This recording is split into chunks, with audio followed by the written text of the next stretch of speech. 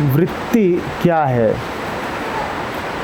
वृत्ति क्या है?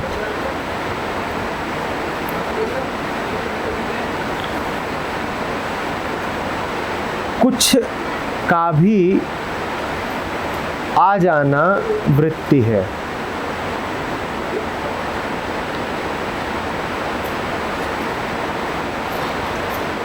खाली आसमान है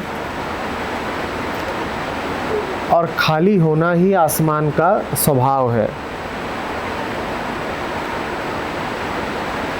खाली आसमान में आकारों का एहसास होने लगना ही वृत्ति है।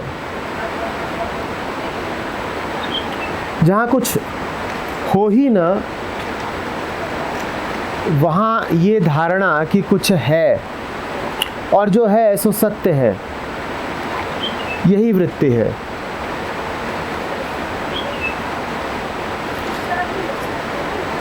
वृत्त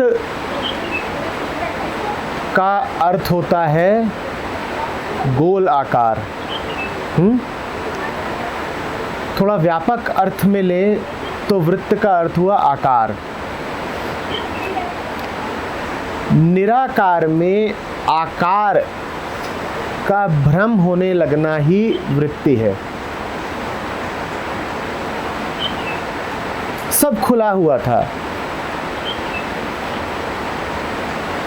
अचानक उसमें आकार आ गया। और याद रखिए, जब सब खुला होता है तब न समय होता है न दूरी होती है। जैसे ही कुछ भी होता है, कुछ भी में सब आ जाता है।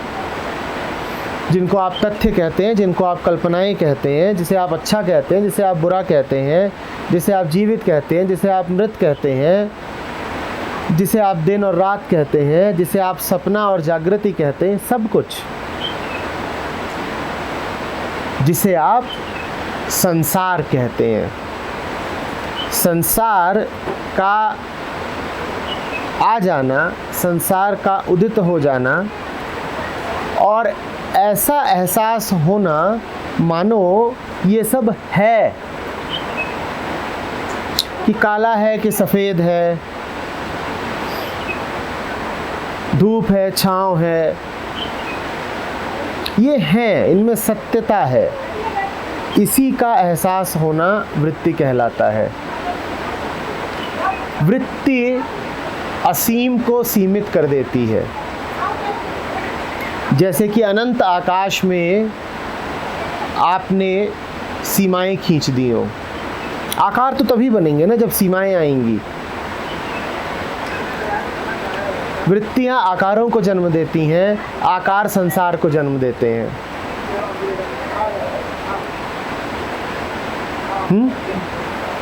ये है वृत्ति। मूल वृत्ति है अहम वृत्ति।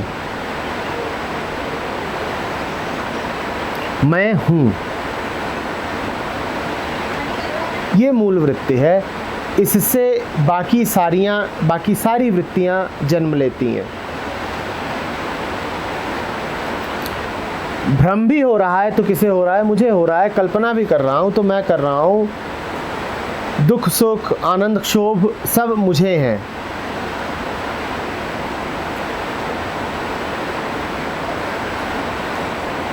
मैं हूं, ये पहली वृत्ति है। मैं हूं, ये पहला आकार है जो मन में खिंचता है। अहम वृत्ति बाकी सारी वृत्तियों की माँ है।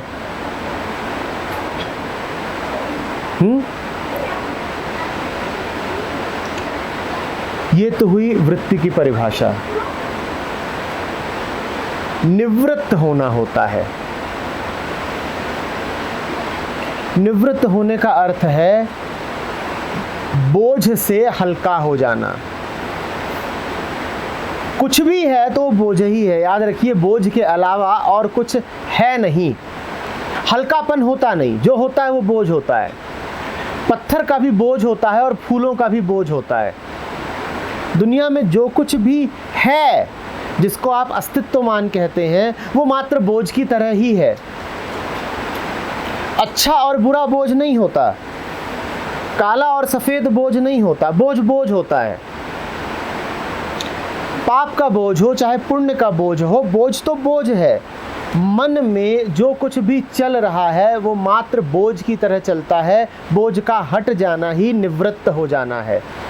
आपके मन में नैतिकता के ऊंचे से ऊंचे ख्याल चल रहे होंगे, मैं बड़ा परोपकार करूंगा, मैं जगत की सहायता करूंगा, बोझ है। आपके मन में चोरी और हिंसा के ख्याल चल रहे हैं, बोझ है। और दोनों बोझ एक समान है, किसी को ऊंचा किसी को नीचा न समझें। मन में कुछ भी होना, मन का कोई भी शक्ल ले लेना, कोई भी आकार ले लेना, कोई भी रूप ले लेना ही वृत्ति है। और वृत्तियों से मुक्त हो जाना ही समाधि है और कुछ नहीं है समाधि। पतंजलि जब हमें समाधि के बारे में कुछ कहना चाहते हैं तो उचित ही है कि शुरुआत वृत्ति से करते हैं, क्योंकि समाधि तो अपने आप में कुछ है ही नहीं। समाधि तो स्वभाव है, समाधि तो खुला आकाश है, वो तो उपलब्ध ही है। समाधि की ओर नहीं जाना है, वृत्ति को समझ लेना है। वृत्ति कायम तभी तक रहती है जब तक उसमें, उसकी सत्यता में हमारा गहरा यकीन है। जिस क्षण वृत्ति जान लिया, वृत्ति के पास कोई अवलंबन बचता नहीं।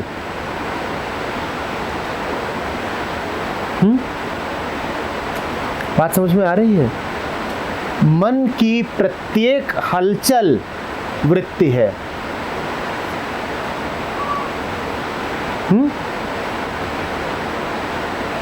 मूल में बैठी है अहम वृत्ति, उससे उभरती हैं बाकी वृत्तियां, और वृत्तियों से उठते हैं विचार, और विचारों से उठते हैं कर्म। और यही सब मिलजुल के वो हो जाता है जिसे हम भूलवश अपना जीवन कह देते हैं। वो जीवन नहीं है, वो तो एक मिथ्या खेल है जिसके मूल में वृत्तियां बैठी हुई हैं, और उन सब वृत्तियों के भी मूल में अहम बैठा हुआ है, मैं हूँ। अहम वृत्ति, बाकी वृत्तियां, विचार, कर्म।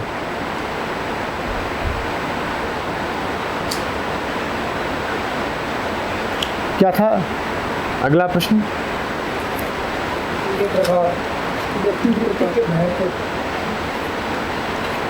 वृत्तियों के प्रकार बहुत बहुत ज़रूरी है समझ लेना।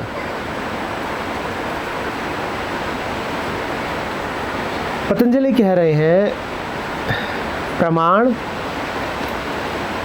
विपर्यय, शब्द भ्रम, निद्रा, स्मृति। ठीक। पहली और सबसे खतरनाक वृत्ति है प्रमाण।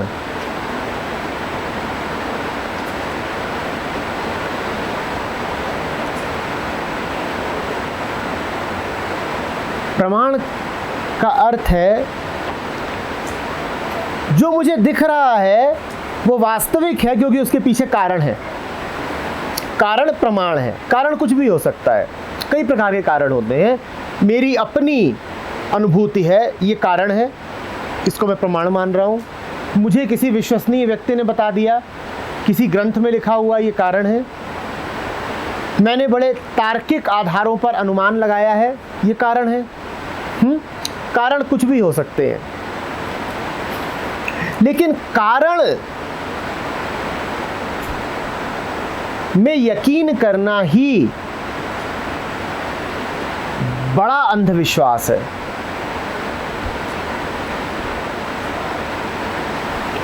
कारण में तुमने यकीन किया नहीं कि तुम संसार में यकीन करने लग जाओगे। कारण में तुमने यकीन किया नहीं कि तुम मानने लगोगे कि समय सत्य है, क्योंकि कार्य कारण की, कॉज इफेक्ट की तो पूरी श्रृंखला ही वहां पर है। मनुष्य की विडंबना ये है कि ये तो छोड़ ही दो कि हम कारण की व्यर्थता को जानें, हम कारणों की खोज करते हैं और अगर कारण मिल जाता है तो हम बड़े आश्वस्त हो जाते हैं कि अच्छा समझ गए, ये कारण था।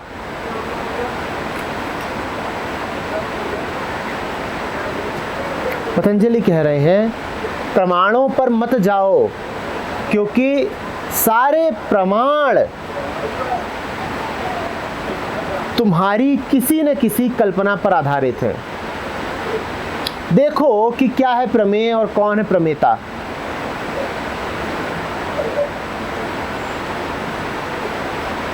तुम ही तो बैठे हो ना, तुम कहते हो कोई बात सत्य है क्योंकि उसका प्रमाण उपलब्ध है। ये किसने कहा कि प्रमाण आधार है? ये तो तुम ही ने अपनी ओर से एक धारणा बैठा ली है और ये बड़ी गहरी धारणा है। पतंजलि इसे सबसे ऊपर रख रहे हैं। याद रखना, सत्य का कोई प्रमाण नहीं होता।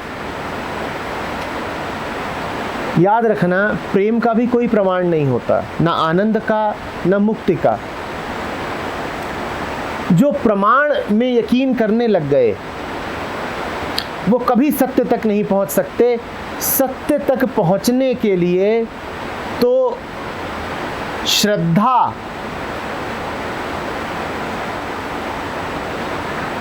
की छलांग लगानी पड़ती है। प्रमाण तो एक प्रकार की गारंटी होता है।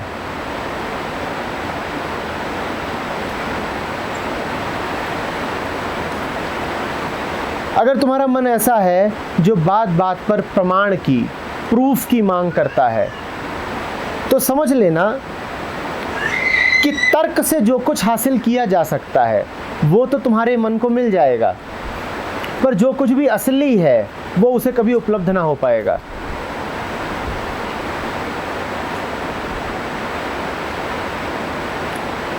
क्योंकि जो असली है कहां से लाओगे उसका प्रमाण?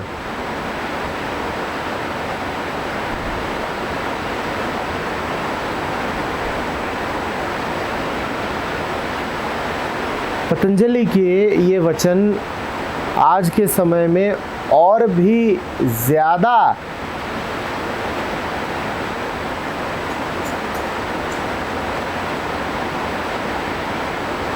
औचित्यपूर्ण हो गए हैं।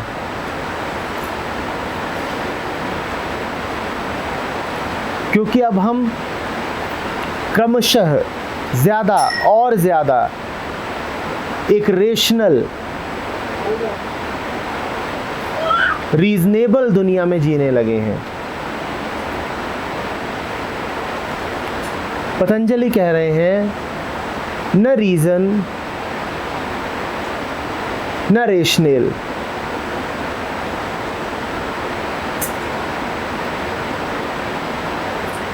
यही तो तुम्हारी वृत्तियां हैं,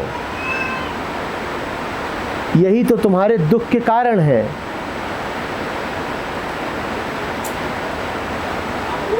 जो प्रमाण में यकीन करेगा वो संसार में बड़ा गहरा यकीन करेगा और वो कहेगा संसार आखिरी बात है, इसके आगे कुछ होता नहीं। क्योंकि सारे प्रमाण तो संसार के भीतर हैं, मन के भीतर हैं। जो प्रमाणों में यकीन करेगा वो मन को ही राजा बना देगा और उसका मन कभी आत्मा की खोज पर निकलेगा नहीं, कभी नहीं। वो स्वयं को कभी नहीं पा सकेगा। आत्मा का कोई प्रमाण नहीं होता।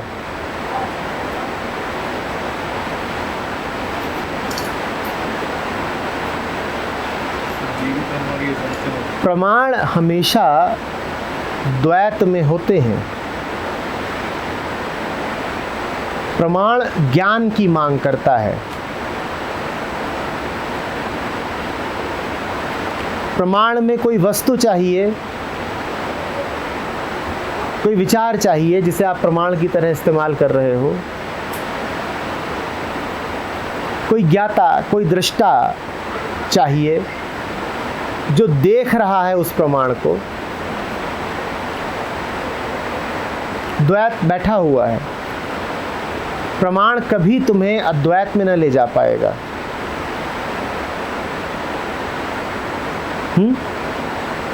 समझ रहे हो? तो जब कहते हैं पतंजलि कि प्रमाण पहली वृत्ति है, तो वो यही कह रहे हैं कि द्वैत पहली वृत्ति है। द्वैत पहली वृत्ति है। बच्चा आंख खोलता है और उसे संसार दिखाई पड़ता है, शुरू हो गया द्वैत। मैं हूं और संसार है, दो हैं। और प्रमाण क्या है कि संसार है? मैं हूं ना, मेरी आंखें बता रही हैं। भूल शुरू हो गई।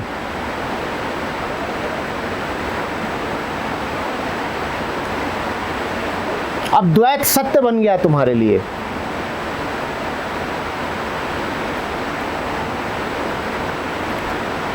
दूसरी वृत्ति है विपर्यय। आमतौर पे देखने पे ऐसा लगेगा कि मन के भ्रम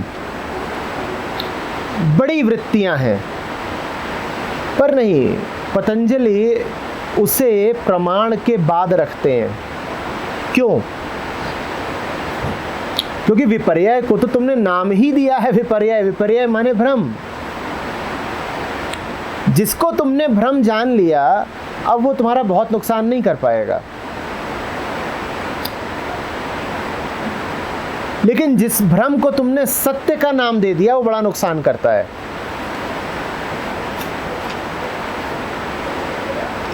इसको ऐसे समझ लो, जागृत अवस्था में मन की जो हालत है वो पहली वृत्ति है, उसका नाम हुआ प्रमाण। स्वप्नावस्था में जो मन की अनुभूति है वो दूसरी वृत्ति है, उसका नाम हुआ विपर्यय। और स्वप्नावस्था से मेरा अर्थ यही नहीं है कि सोते में जो स्वप्न आते हैं, मैं जागृति के स्वप्नों को भी उसमें ले रहा हूं। कल्पना भ्रम है ये कहना तो आसान है, पर तथ्य भी तो भ्रम है ये कहना बड़ा मुश्किल हो जाता है। पतंजलि कह रहे हैं पहली बात तो ये जानो कि जिन्हें तुम तथ्य कहते हो वो सब झूठे हैं।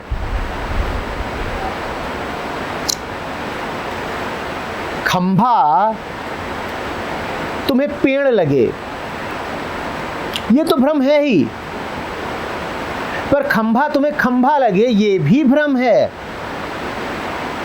जब खंभा पेड़ लगे तो ये बात विपर्यय कहलाएगी, और जब खंभा खंभा लगे तो ये बात प्रमाण कहलाती है।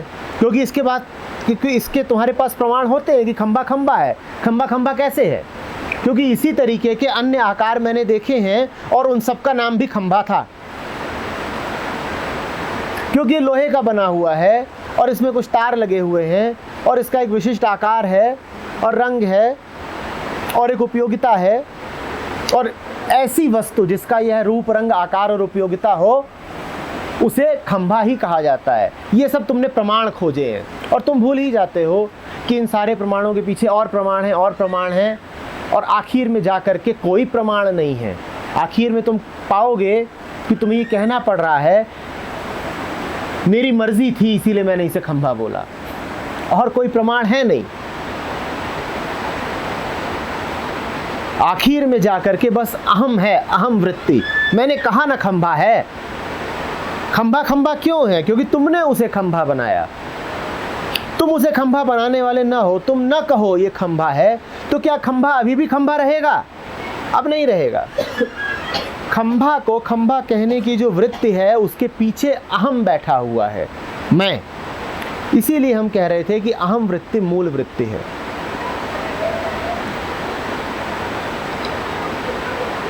बात आ रही है समझ में? तो एक तो भूल ये हुई कि खंभे को खंभा समझा, और ये बात बड़ी अजीब लगती है। खंभे को खंभा समझना भूल है, बहुत बड़ी भूल है। जो भी आपको दिख रहा है अपने चारों ओर वो है ही नहीं जिसे आप जो रूप रंग या नाम दे रहे हैं। संसार को आंखें जैसा देखती हैं वो सिर्फ आंखों का धोखा है। शब्दों को कान जैसा सुनते हैं वो सिर्फ कानों का छद्म है।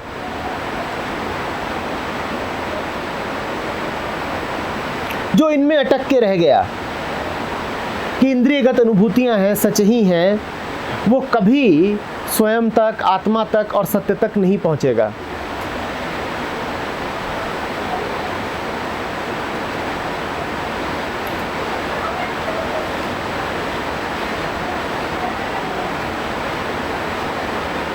तीसरी वृत्ति है शब्द भ्रम। शब्द भ्रम का अर्थ हुआ कुछ ऐसा कह देना जो न तथ्य है न कल्पना है, मात्र शब्द की ध्वनि है। कल्पना भी कम से कम लगती है कि है। और याद रखिए, जब आप कल्पना में गहरे डूबे होते हैं उस समय कल्पना और तथ्य में कोई विशेष भेद नहीं रह जाता। जब खंभा पेड़ नुमा लग रहा है तब खंभे में और पेड़ में कोई अंतर है नहीं। तो कल्पना भी कम से कम कुछ समय के लिए, कुछ परिस्थितियों में तथ्य जैसी लगती तो है। शब्द भ्रम तो बड़ी ही विचित्र बात है। वहाँ आप कुछ ऐसा कह रहे हैं जिसका आपको कुछ अता पता नहीं है, वो बस एक शब्द है। जैसे आप कहें कि आकाश में खिला हुआ फूल, और जैसे आप 1000 शब्दों का उपयोग करते हैं। कल कोई कह रहा था मोक्ष,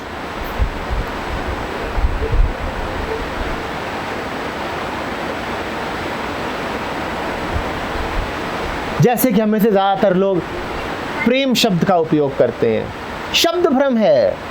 प्रेम जाना कभी? ये तो प्रमाण और विपर्य के समान ही बात हो गई।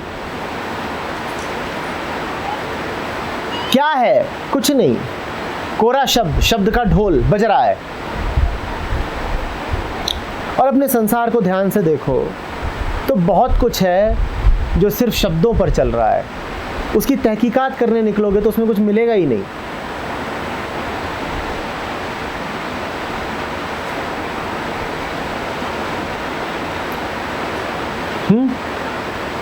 ये बड़ी वृत्ति है, शब्दों में जीना, भाषा में जीना।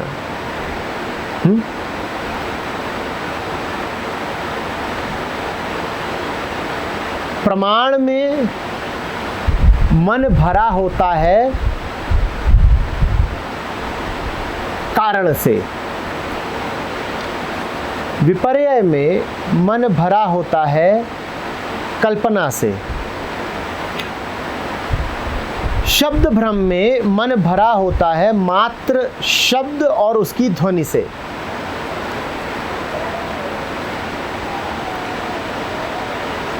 निद्रा में मन भरा होता है एक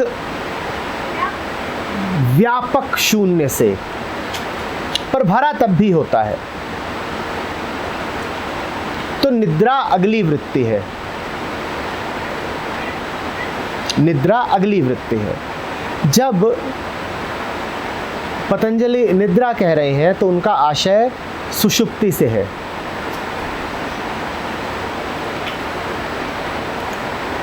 भूलना नहीं है कि हमने कहा था कि मन में कुछ भी होना क्या है? वृत्ति है। कोई ये ना सोचे कि सुषुप्ति में मन में कुछ नहीं होता। हम ये तो अच्छे से जानते हैं कि जागृति में मन में जो होता है उसे हम तथ्य कहते हैं। आप जगे हुए हैं, आपको एक दीवार दिख रही है, आप कहते हो ये क्या है? तथ्य है। हम ये भी जानते हैं कि स्वप्न में मन में जो होता है उसे हम कल्पना या सपना कह देते हैं।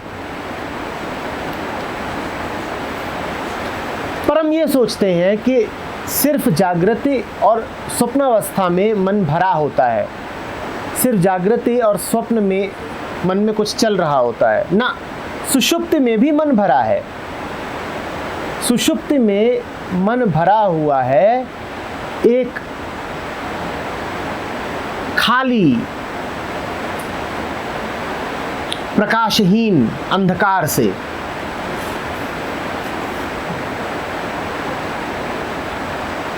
उस समय भी मन के पास करने के लिए कुछ है, बहुत सूक्ष्म है मन के पास जो है करने के लिए, पर है एक खालीपन है मन के पास अभी भी। इसीलिए सुषुप्ति समाधि नहीं है, वरना तो सुषुप्ति में मन रुक ही जाता है, न वो तथ्यों में है न वो कल्पना में है। तो आपको बेशक ये दावा करना चाहिए कि सुषुप्ति ही तो समाधि है ना। सुषुप्ति समाधि नहीं है। मन के पास अति सूक्ष्म रूप से करने के लिए अभी भी कुछ है, मन में अभी भी एक सूक्ष्म वृत्ति काम कर रही है। तो इसीलिए निद्रा को पतंजलि ने अगली वृत्ति गिनाया है। मन के पास कुछ है। वृत्ति का आखिरी प्रकार पतंजलि कहते हैं स्मृति है। स्मृति क्या वृत्ति है?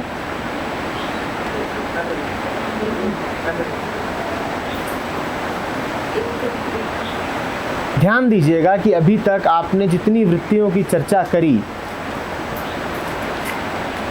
उनमें मन कम से कम प्रत्यक्ष रूप से समय में नहीं भाग रहा है। तथ्य सामने है, कल्पना आप अभी कर रहे हैं और आपका दावा यही होता है कि नई है।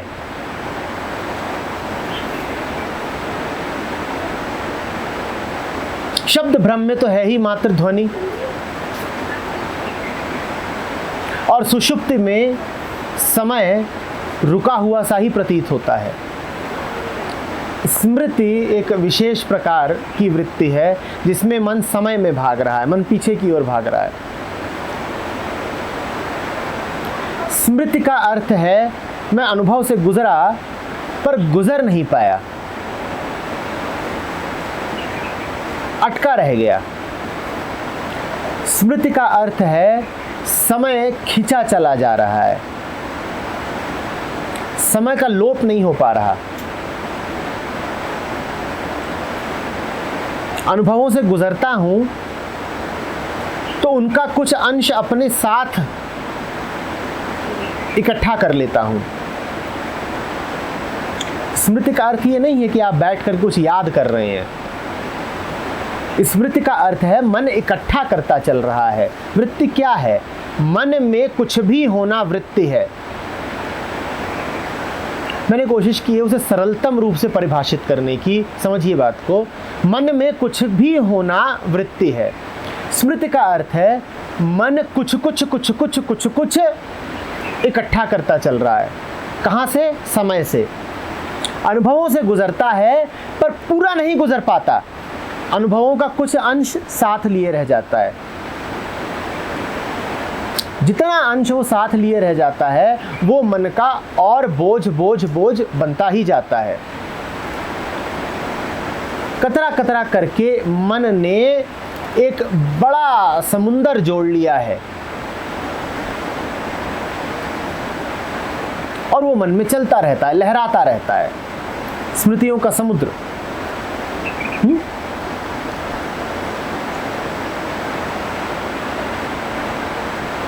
पांच ही प्रकार नहीं है।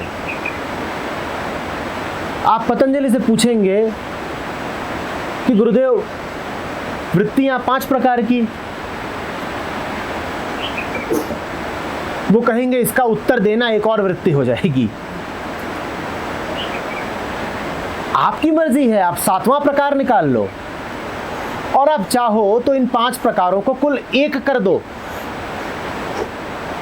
आकार प्रकार क्या हैं? गिनतियां हैं, संख्याएं हैं, उनमें कोई बड़ी बात नहीं।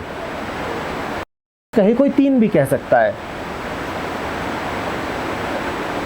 तो मन के खेल हैं। संख्या में कोई सत्य तो होता नहीं ना।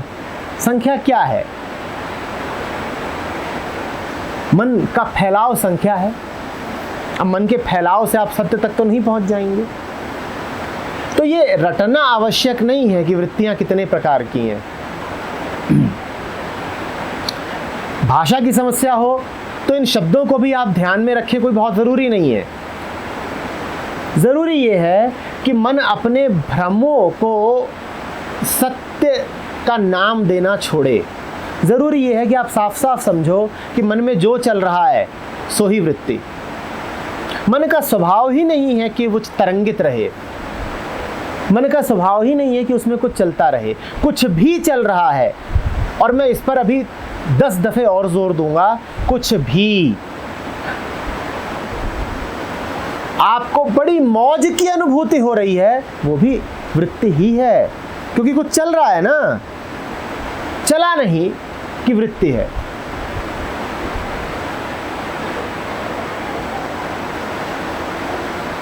मन में किसी भी प्रकार की तरंग का उठना, कैसे भी उसका चलायमान होना, मन में वृत्ति का उठना है। आसमान में काला बादल छाए या सफेद बादल छाए, छा तो गया ही। आसमान जिसमें कोई रंग था ही नहीं,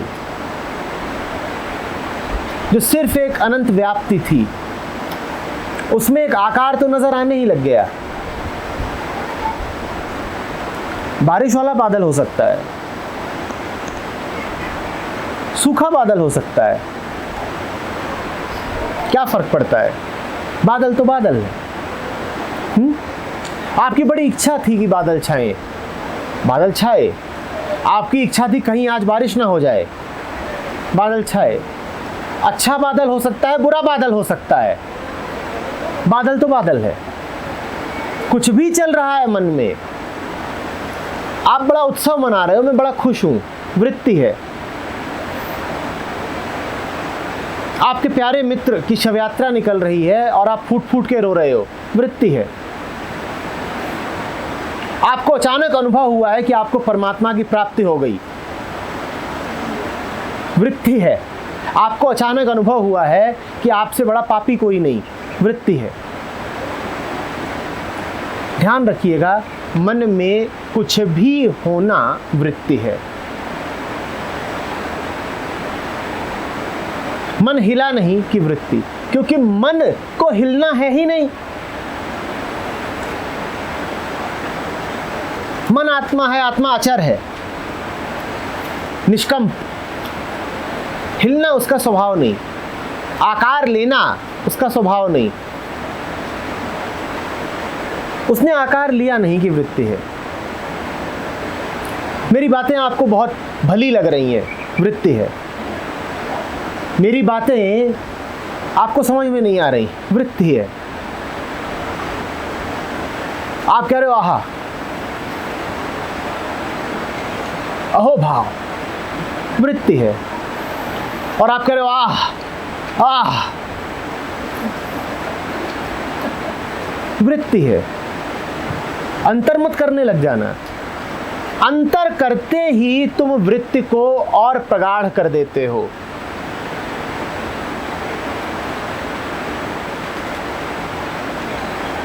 वृत्ति को वृत्ति जानो, हलचल को हलचल जानो।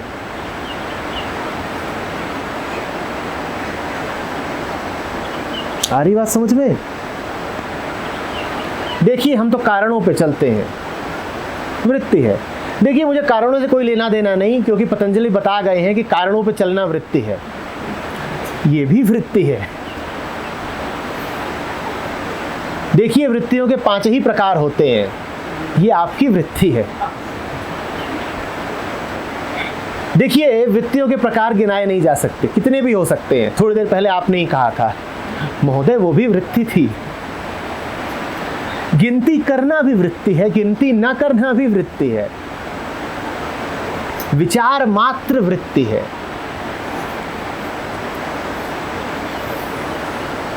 समझ रहे हैं? निवृत्त होने का मतलब है निपट लिए, हम हलचल से ही निपट लिए।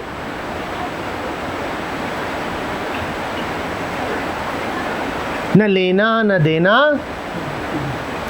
मगन रहना, ये है निवृत्त होना। अगर ये गीत सहजता से निकला है, पर अगर ये गीत वैसे निकला है जैसे हम गाते हैं, तो ये वृत्ति है और इसका नाम है शब्द भ्रम। क्योंकि मग्नता क्या है ये तो हमने जाना नहीं।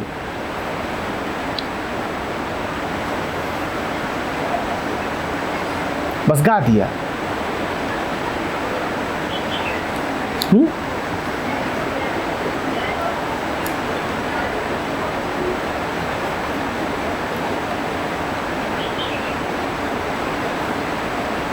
अंग्रेजी में वृत्ति के लिए कोई अच्छा शब्द नहीं है, पर वो इसे टेंडेंसी कहेंगे। हम उसका भी उपयोग कर सकते हैं। जब भी अपने आप को किसी भी ओर झुका पाओ, टेंडिंग, टेंडेंसी का यही मतलब होता है, झुकाओ किसी तरफ को। जब भी अपने आप को किसी भी तरफ झुका पाओ तो समझ लेना यही वृत्ति है। जब भी कभी किसी पैटर्न को, किसी आकार को, किसी व्यवस्था को अपने व्यवहार में बार बार आता हुआ पाओ तो समझ लेना यही वृत्ति है मेरी। क्रोध वृत्ति हो सकती है, क्षमा और दया भी वृत्ति हो सकते हैं।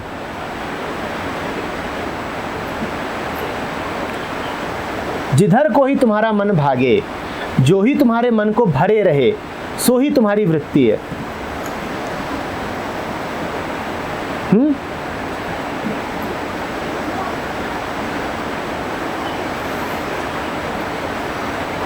किसी पैटर्न को फॉलो करना और किसी पैटर्न को ना फॉलो करना, दोनों वृत्तियां हैं।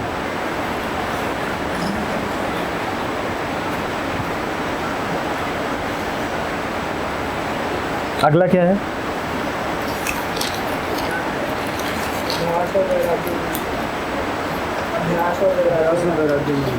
में अंतर, इसे बाद में लेंगे, आगे बढ़ो।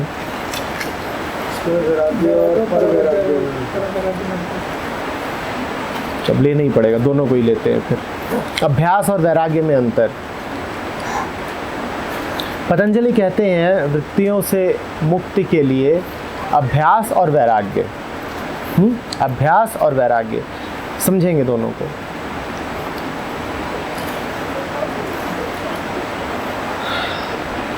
अभ्यास का अर्थ है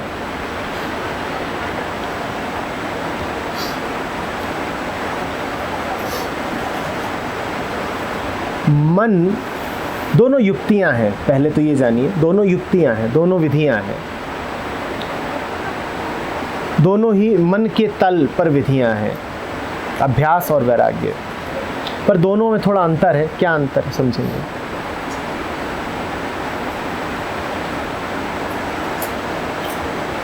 अभ्यास में आप मन के एक टुकड़े का प्रयोग मन के दूसरे टुकड़े के ऊपर करते हो। टुकड़े तो सदा मौजूद ही हैं, भूलना नहीं, जहां वृत्ति है वहां टुकड़े हैं। कैसे? जब तक आकाश पूर्ण है, शून्यवत है, तब तक उसमें कहीं कोई रेखा खींची नहीं, तब तक उसका कोई हिस्सा हुआ नहीं, वो एक अखंड इकाई है। पर एक बादल के आते ही आकाश के क्या हो जाते हैं? बादल आया नहीं कि उसने आकाश को क्या कर दिया, उसके टुकड़े कर दिए। नहीं समझ में आ रही बात? हर बादल आकाश के टुकड़े कर देता है। वृत्ति का काम ही यही है कि वो तुम्हारे टुकड़े कर देती है।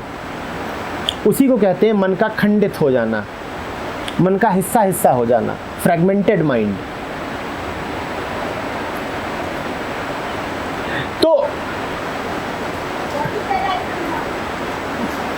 वृत्तिपूर्ण जो चित्त है उसके टुकड़े तो हैं ही। अभ्यास का अर्थ हुआ कि एक टुकड़ा दूसरे टुकड़े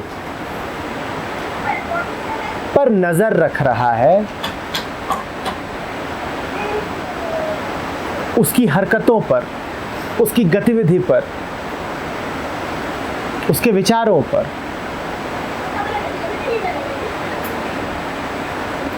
हर टुकड़ा समय में जीता है।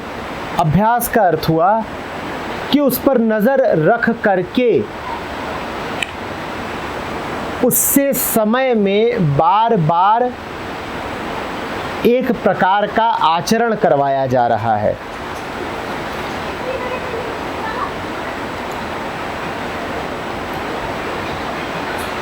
मन का कौन सा टुकड़ा है जो दूसरे टुकड़े पर नजर रख सकता है?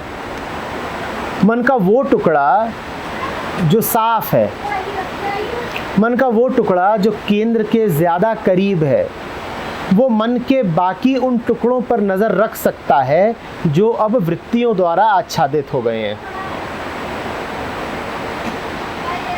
भूलना नहीं कि बादल कितना भी छाले, उससे आकाश का कुछ बिगड़ा नहीं है। आकाश अपनी जगह कायम है।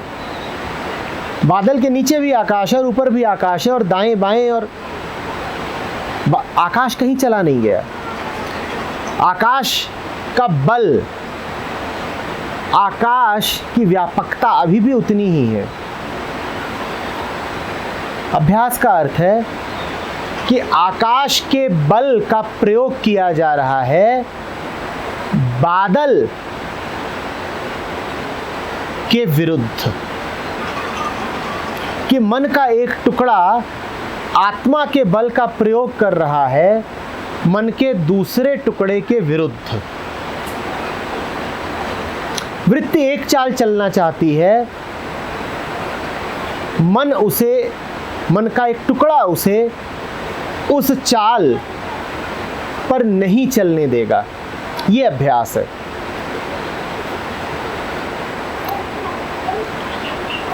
आशय ये है कि अभ्यास जहां भी आएगा वहां तुम पाओगे कि मन में प्रतिरोध है, क्योंकि एक टुकड़ा दूसरे के विरुद्ध जा रहा है। वो अवस्था कभी आ ही नहीं सकती कि तुम अभ्यास कर रहे हो और मन मना नहीं कर रहा। तुम जब भी अभ्यास में उतरोगे मन विरोध करेगा, मन का एक हिस्सा। पर भूलना नहीं, अपनी ही दशा को ध्यान से देखना। मन का एक टुकड़ा विरोध कर रहा होता है, लेकिन फिर भी तुम अभ्यास कर रहे होते हो, क्योंकि आत्मा का बल उस एक टुकड़े के बल से ज्यादा है। समझ रहे हो बात को? यह अभ्यास है। अभ्यास कब होगा? जब तुम जानते हो कि वृत्ति गहरी है, लेकिन मेरी श्रद्धा भी बहुत गहरी है। मैं वहां जाऊंगा जहां सारी ऊर्जा, जहां सारी ताकत है। मैं उसके पास जाऊंगा, उसकी मदद लेकर के इस गहरी वृत्ति के विरुद्ध खड़ा हो जाऊंगा। यह अभ्यास है।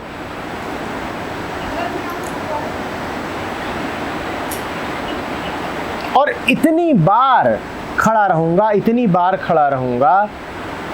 जहां अभ्यास की बात आती है वहां दोहराना, रिपीटिशन बहुत आवश्यक हो जाता है। इतनी बार खड़ा रहूंगा कि अंततः इस बादल को छटना पड़ेगा, अंततः इस वृत्ति को हारना पड़ेगा। आत्मा के पास अनंत बल है, वृत्ति का बल अनंत नहीं है। तुम उसके विरोध में बहुत बार खड़े होगे, वृत्ति हार जाएगी, टूट जाएगी, बादल छट जाएगा। गहरी से गहरी आदत बदली जा सकती है।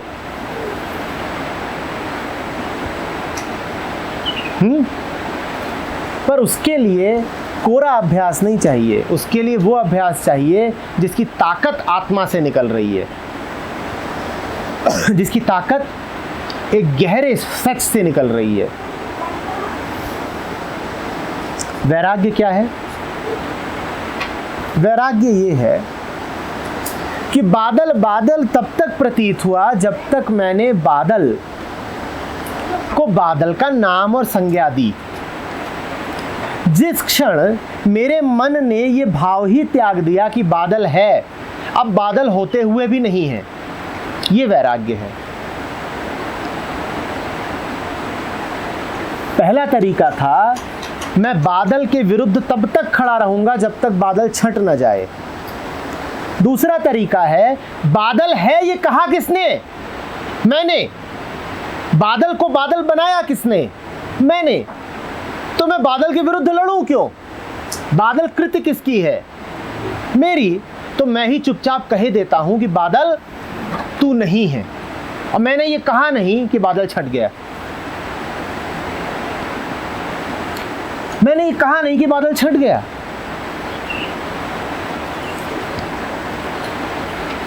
अभ्यास उनके लिए है जिनका चित्त कर्म प्रधान है, वैराग्य उनके लिए है जिनका चित्त ज्ञान प्रधान है। और याद रखिए, चित्त में दोनों ही गुण होते ही हैं। कर्म प्रधान यानी राजसिक गुण, ज्ञान प्रधान यानी सात्विक गुण, चित्त में दोनों ही मौजूद हैं। इसीलिए अभ्यास और वैराग्य को साथ साथ चलना होता है।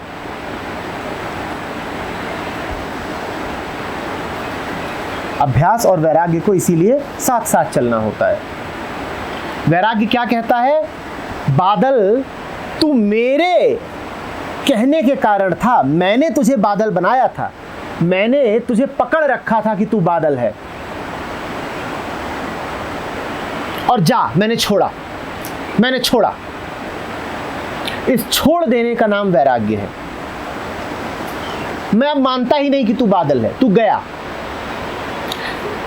आकाश तो नहीं जन्म देता आकारों को, अविद्या जन्म देती है ना आकारों को।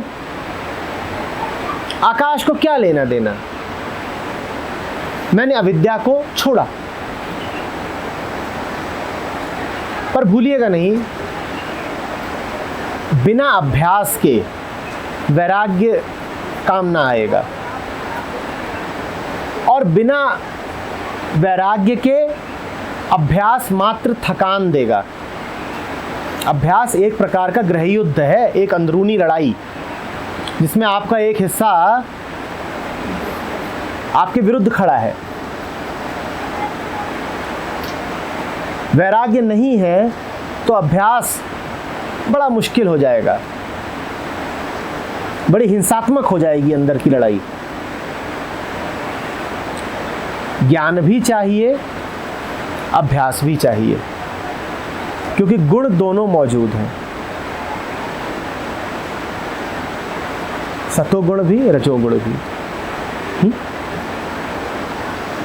फिर क्या है? हाँ हाँ, अगर इतना आसान होता तुम्हारे लिए बस ये कह देना कि बादल तुझे छोड़ा, तो बादल तुम बनने ही क्यों देते? बादल अविद्या से बना ना। इसका अर्थ क्या है कि तुम्हारे भीतर वो वृत्ति गहरी बैठी हुई है जिससे बादल उठ रहे हैं।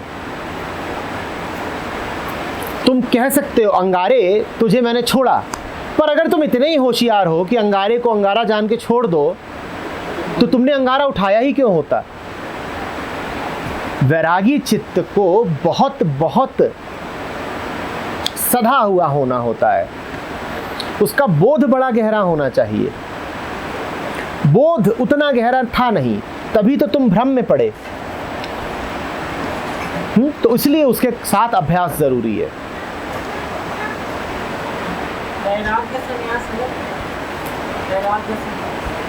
लेकिन पर वैराग्य में अभ्यास की जरूरत है। आते हैं अभी।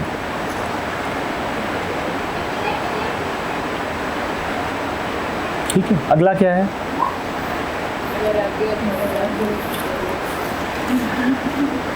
वैराग्य और पर वैराग्य में क्या अंतर है? साधारण वैराग्य क्या हुआ? साधारण वैराग्य ये हुआ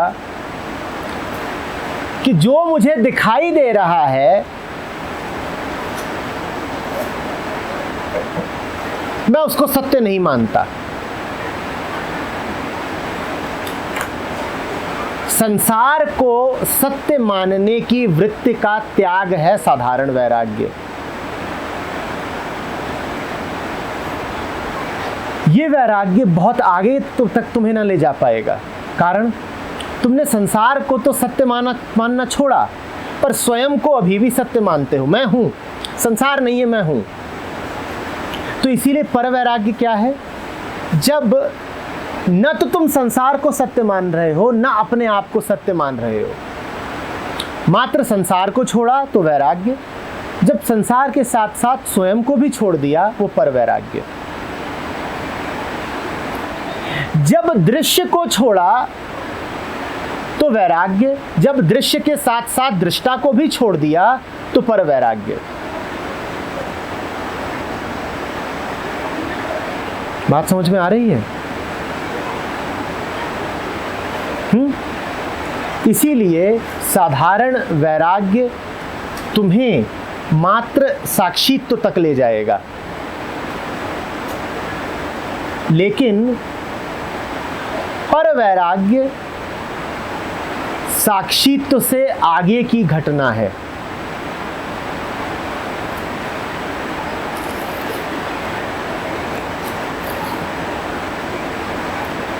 वो तुरीयातीत है। साधारण वैराग्य तुम्हें सिर्फ ज्ञान ज्ञाता ज्ञेय की त्रिपुटी से मुक्त करता है।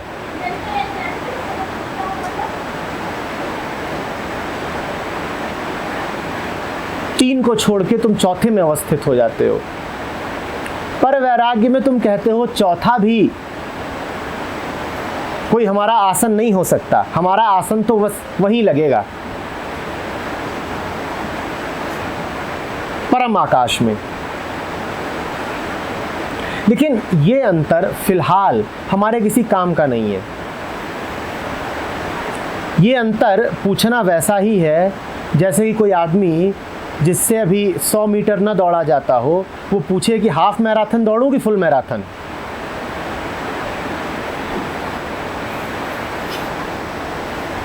तुम पहले 100 मीटर दौड़ लो। वैराग्य और पर वैराग्य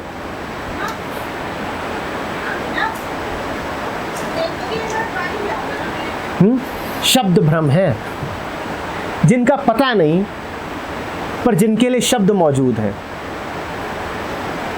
जिनका कुछ पता नहीं पर जिनके लिए शब्द मौजूद है।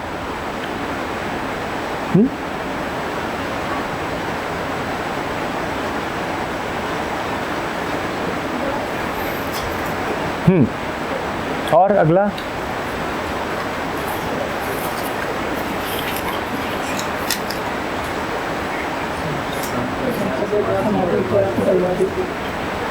संप्रज्ञात समाधि क्या है?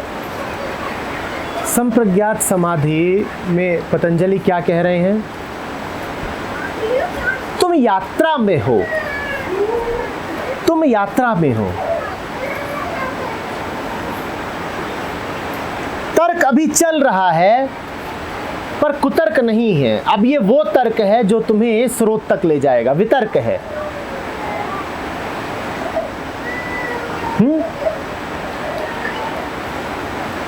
अस्मिता अभी बाकी है, मैं हूं का भाव अभी है। मैं हूं पर मैं कौन हूं?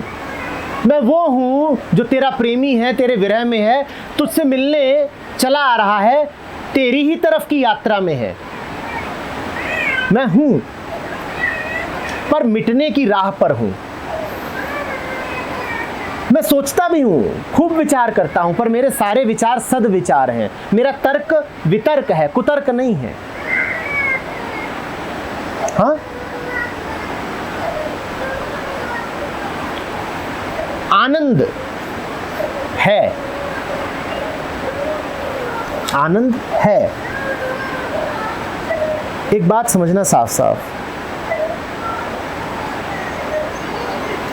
आनंद आत्मा नहीं है, न आनंद आत्मा का लक्षण है।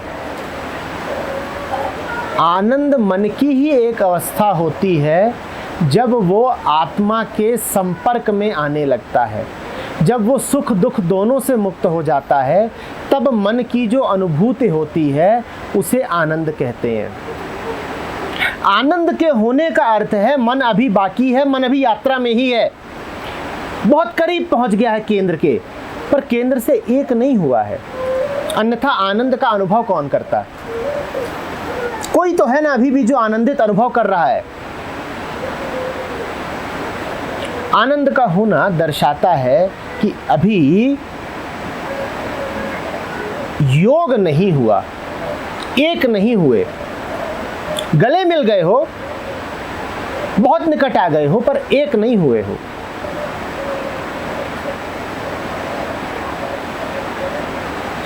समझ में आ रही है बात? पतंजलि कह रहे हैं जहां वितर्क है, जहां विचार है, जहां आनंद है, जहां अभी अस्मिता है, अस्मिता माने मैं हूं, अस्मि, मैं हूं, जहां अभी ये है, वो समाधि संप्रज्ञात समाधि है। ज्ञान अभी है, ज्ञान अभी है।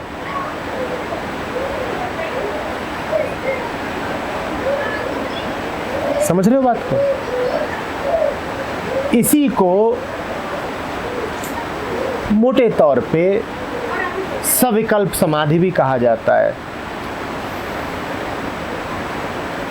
इसी को कहीं कहीं पर अपरा समाधि भी कहा गया है।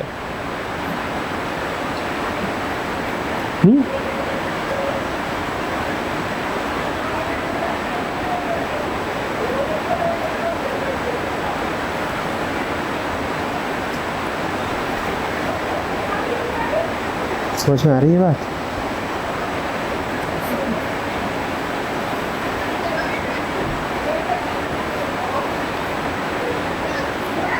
और क्या है?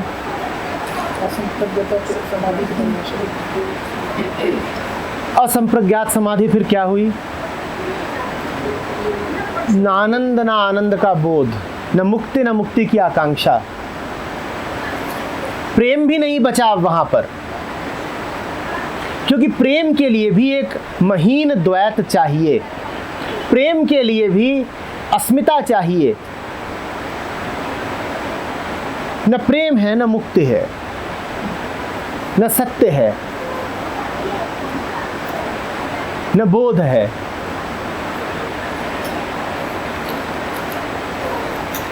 ये निर्विकल्प समाधि है। निर्विकल्प समाधि क्या है? निर्विकल्प समाधि तुम्हें नहीं मिल सकती। निर्विकल्प समाधि अस्तित्व का स्वभाव है। निर्विकल्प समाधि तब है जब तुम हो ही नहीं सकते।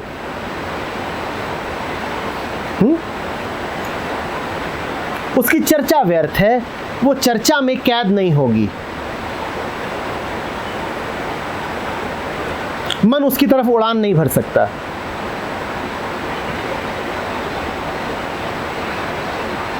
हमारे लिए तो उचित है कि हम संप्रज्ञात समाधि की ही बात करें, क्योंकि हम जी रहे हैं, हम अपने आप को जीव जानते हैं और जीवन यात्रा है। हम तो यात्री हैं, तो हम तो यात्रा की ही बात करें। यात्रा में विचार काम आएगा, यात्रा में वितर्क काम आएगा। यात्रा आनंद भाव में की जाए तो बहुत अच्छा रहेगा। यात्रा में यात्री तो होगा तो अस्मिता भी होगी। तो हम तो संप्रज्ञात समाधि की ही बात करें, क्योंकि हम यहाँ अपने आप को जीव ही मान के बैठे हैं ना। जीव यात्री होता है।